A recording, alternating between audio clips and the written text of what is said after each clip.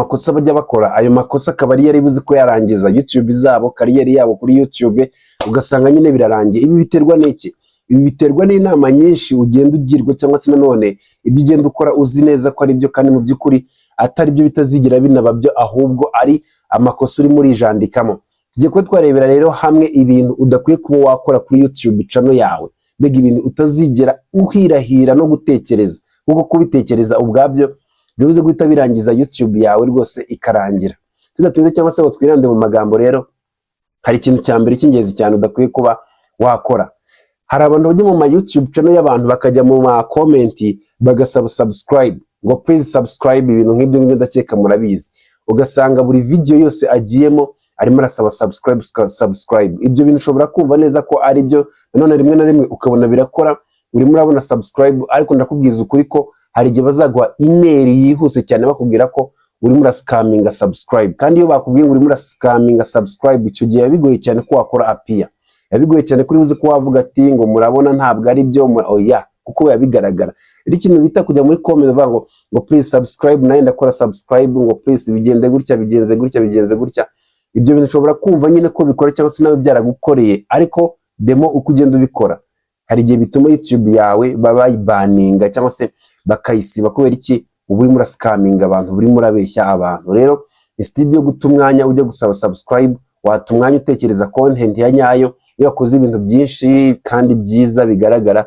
Narababwiye neza ko aba subscribers bo urababona, ndakeka ibyo byo murabizi. Aba subscribers ntibakabatesha umutwe, ikigomba kugutesha umutwe ni ibiki ndimo ndaha abantu. Ese koko aba bantu ibyo ndimo nabaha byujuje ubuziranenge?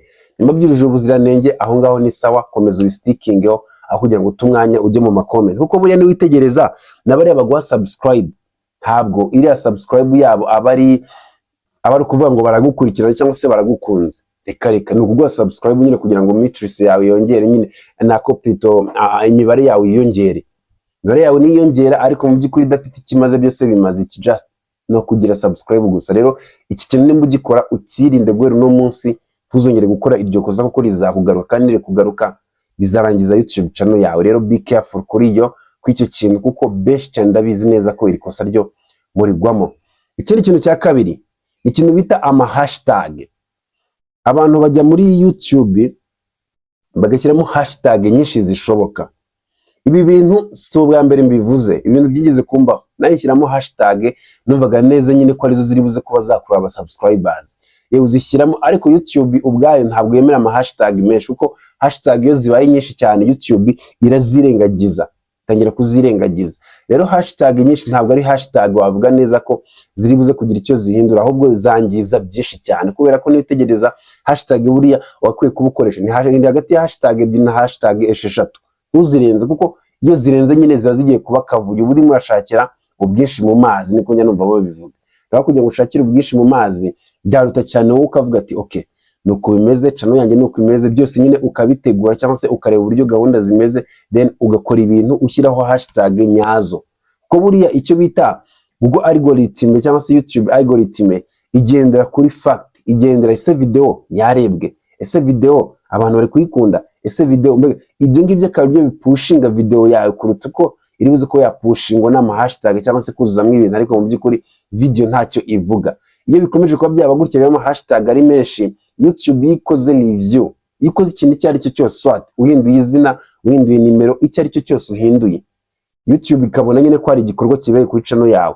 YouTube ikikora nta kindi, ihita ikora total review, ihita igenda muri YouTube channel yawe igakora review y'ibintu byose ikabireba. Iyo yitsanze rero hari mwiryo kosa ry'ama hashtag menshi, n'ahantu uzajya ubona bahise bagukubita ikintu bita bagukubise YouTube yawe, swat bakayambura monetize, cyangwa se nanone bakabona YouTube yawe barayibaninze, ngo ntabwo I mean ntabwo nyine nguri murajyana na police za YouTube, kandi biragora cyane. Biba byiza rero kubyirinda, niyo mpamvu Creators Rwanda iri hano. Irindi kosa rero rya gatatu no gukoresha video z'abandi. Hari ikintu rero abantu bakunda kuba babona, ugasanga wenda video irimo irajya viral, nawe urayidownloadinze ugiye kuyipostinga. Ibyo byo nisakirire ngo ndagira ngo murabizi, iryo ni ikosa YouTube itababarira, kuko icyo gihe uri muriba iby'abandi uretse n'ibyo ngibyo. Ikindi kintu cy'ingenzi cyane ni ikintu bita thumbnail, ari amafoto agaragara inyuma. buriya amafoto agaragara inyuma ngo muzi ko nayo agira copyright, benshi bakunda kuba bayakoresha biri aho nyine bazi ko nta ma copyright. Hari n'abakoresha amafoto mu mavideo yabo bajya kumonetiza bakabangira. Impamvu babangira, hari igihe bakubwira ngo ni reused content. Iyo bakubwira reused content, ubona nta yandi makosa wakoze, ubona ari amafoto, icyo gihe nyine ayo mafoto yanyu ba nyirayo baba baravuze ngo ibi ngibi aya mafoto ntabwo akwiye kuba yakoreshwa, wenda nta burenganzira. Ibi bikajyana cyane no ku ma thumbnail cyangwa se ari amafoto nyine ushyira kuri video zawe, nazo ubwazo uba ukeneye ko wazihererwa uburenganzira. Ibi ngibi mubyumve neza, kuko kuba ngubu mbonye ifoto yanjye cyangwa se ifoto y'undi ukayikoresha kuri thumbnail yawe, wa wundi akajya kukurega, baraguha copyright kuko still wakoresheje ibintu bitari ibyawe cyangwa se iby'abandi. Mwitondere rero nanone amafoto mukoresha, niyo mpamvu nanone ubu ufite kurya urimenge. Ikindi kintu rero buriya cya kane cy'ingenzi cyane ukwiye kuba wakirinda kuri channel yawe, udakwiye kuba wakora, ntuzigere na rimwe ntuzigere ukoresha email yawe. Urabona nyine uko biriya bya email bisanzwe, ufate ngo email yawe uyishyire muri description, swat ni description email iriho YouTube channel, niyo ndimo nsobanura. Ntuzigere ufata email iriho YouTube channel ngo uyishyire muri description swat ya video, cyangwa se none uyishyire kuri description ya channel. Ati impamvu iyi email ni iyihe? Buriya umuntu yagiye guhakinga aba arimo arashaka email iriho channel, niyo batagitinze kugira ngo akwibe ya channel. Rero nayibona bimworoheye, bitari buze kuba byagenda neza, mbega nyine biri buze kuba bitabyara umusaruro. Abona n'urumuri rurimo ruranyica, nta filme ziri aho mwe, urumuri rurimo ruraba rwinshi kabisa, rurimo ruraba rwinshi. Okay, nawe okay, gutya ni sawa. Nari ndimo ndavuga ko iyo umuntu akoresheje iriya email yawe, hanyuma yamara gukoresha iriya email yawe akagenda mu bintu nyine byo kuba yakwiba channel, nibwo atangira gukoreza bwabo message bwa recovery, ibintu nk'ibyo ngibyo. Rero iyo bibaye ibintu nyine bya too much, hari igihe ashobora kuba yayikoresha wenda akaguhakinga, akaguhaho ugashyiramo ama credential abinyujije ku ma email yawe.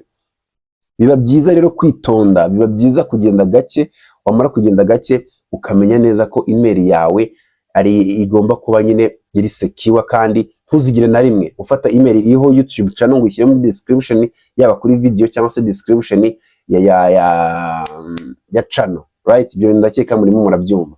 Ikindi kintu hano cy'ingenzi nanone ukeneye kuba wamenya, ibi bizajye bijyana cyane na nimero za telefone ziriho recovery ya channel. Nazo ntukajye uzishyira hanze cyangwa se ngo uzereke buri umwe wese, kuko iyo uzishyize hanze bigira ingaruka. Benshi cyane barabyirinda cyane, nanjye byakugora cyane kuba wabona nimero zanjye ngo ubone ko ziriho channel. Nyine haba hari nimero runaka zawe na email ya channel, ukabishyiraho channel, warangiza ukabirinda cyane ku buryo nta wundi muntu uzigera ubibona, kuko iyo abibonye niyo ntandaro yo kuba yakora ari amakosa yo kukwiba channel, yo gukora ibintu bitari sawa cyane. Rero beta no kwihangana ndetse ukanamenya uko ugomba kuba wabigenza. Ikintu rero nanone cya gatanu cy'ingenzi cyane ukwiye kuba wakirinda utazigera ukora kuri YouTube channel yawe. Urabona hari ibintu byaje by'ama artificial intelligence cyangwa se ama website yandi kugira ngo uyaccessing cyangwa se kugira ngo uyagereho, bagusaba guhuza YouTube channel yawe na email yawe cyangwa se n'ibindi byari byo byose nyine. Ibyo bintu ndakeka mujya mubibona. Rero hariya nibizajya bigenda gutyo, ujye wirinda cyane, niba ngombwa ntukajye unahuza email yawe ya YouTube channel ngo uyihuze n'ari ama AI n'ari ama tools, ibintu nk'ibyo nyine ama website nk'ayo ngayo. Kuko iyo bihuje buriya nyine ubu bihuje, batanya kuguha ama email, batanya kuguha wenda ama email logingamo. Tekereza nimba uhuje wenda n'umuntu ushaka kuba yakwiba channel yawe, warangiza wowe ugahuza nyine ugashyiramo password ukoresha, wenda agahita yibona ari ibintu yapanze na email ukoresha, icyo gihe birangiye ahita kwiba ya channel yawe, ugatangira ko yawarira ati banyebye channel. Rero be careful, jye witonda cyane, nimba channel yawe ari yawe nyine ni yawe, yirwanire. Numara ko wayirwanira bizagenda neza, ariko nabyibuze wabigizemo uruhare. Ntukajye ukora ikosa ryo guconnectinga email yawe ngo iconnecte wenda na Facebook, nanone ntabwo ari ngombwa ngo uyiconnecte wenda ngo na AI runaka, ntabwo ari ngombwa ngo uyiconnecte na website runaka, ntabwo ari ngombwa. Nimba ukeneye kubiconnect, ujye create email iri ku ruhande uri buze kuba wakoresha. Ibyo nibyo bifite umumaro cyane kuruta uko wakikora mu nda. Njye mbyita kwikora mu nda, kuko YouTube channel icyo gihe niyo ibi kugaburira, none uyihuza n'ibindi, ubwo nyine ingaruka uba witeguye kuba wazakira. ikintu rero cy'ingenzi nanone ukwiye kuba wamenya ni ikintu cyo kuba wafata email yawe ukayikonekitinga n'ikintu bita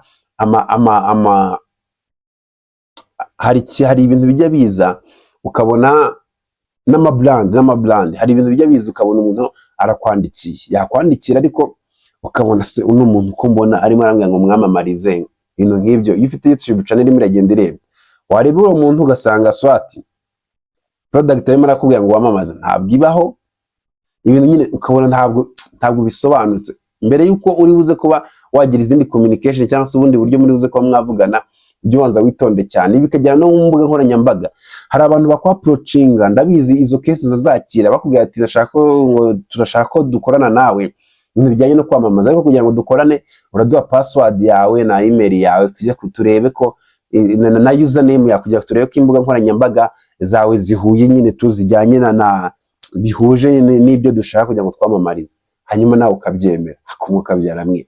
Abantu mwize koko murimo murakora ibiki? Agiye kubireba nabirebere hanze kuko icyo abareba ni views na like, nta bindi byo kumuha ama credential ntabwo bishoboka. Rero aba brand nanone ujye uyitondera kubwira ibyo ngibyo, aguha izo email baguha mu link ngugiremo kuko yashyizemo icyo byaye barayiba rwose, barayiba kandi ikagenda inagiye. Ikindi kintu cy'ingenzi rero nanone ni ikintu cya karindwi, ni nacyo cya nyuma tugiye ko twasoreza, ni ibintu bita ama tags muri description nyinshi. Ukajya muri description ugashyiramo ama tags ukayuzuza usanga video ifite ama tags ava agera ahangaha, cyeka mujya mubibona. Ayo ma tags ubwayo ni kosa rikomeye cyane, kuko nimba video wayipostinga ugashyiraho title na description y'uburyo byagenze, ugashyiraho wenda na tags 1 2 3 4 5 cyangwa se 6 nkuko nabikubwiye, izo zindi tags ushyiraho zingana gutya, ubu uri murarwana n'iki? Rero muba mufite kwitonda hano nanone, kuko iyo utitonze bikubyarira ibintu bitari byiza, bigakurira channel yawe kujya mu bihano, cyangwa se channel yawe kuba itari buze kuba yashyirwa mu bintu bita shadow ban. Gukira muri shadow ban ni cya gihe uri murapostinga ukabona wakoresheje amafaranga yose, wakoresheje budget yose, ariko video zawe ntabwo zirimo zirabona views. Impamvu byose biba cyangwa se ikibitera ni ikintu bita shadow ban. YouTube yose kubitamo ngo iki gicano rero kiri mu bihano, kukiri komanda wenda tuzagira komanda iki gihe kiniki, ugakora umutwe ukakurya, kandi YouTube idakwiye kuba yakuri commandinga kuko yagushyize nyine mu bihano. Rero aho ngaho muhitondere cyane ndetse cyane, bisubiremo tuzajya muri shadow ban. Nibyo ngibyo rero nakubwira, cyeka ari naha ngaha tubihagarikiye iki kiganiro cyacu.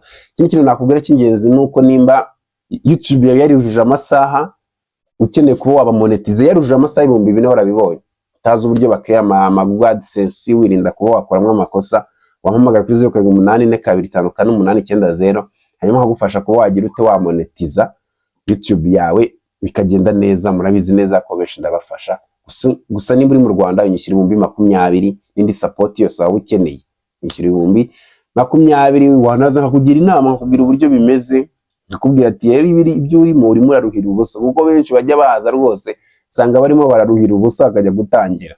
Rero nicyo kintu nakubwira, utibagirwa kugenda ukoze subscribe. Ciao, see you.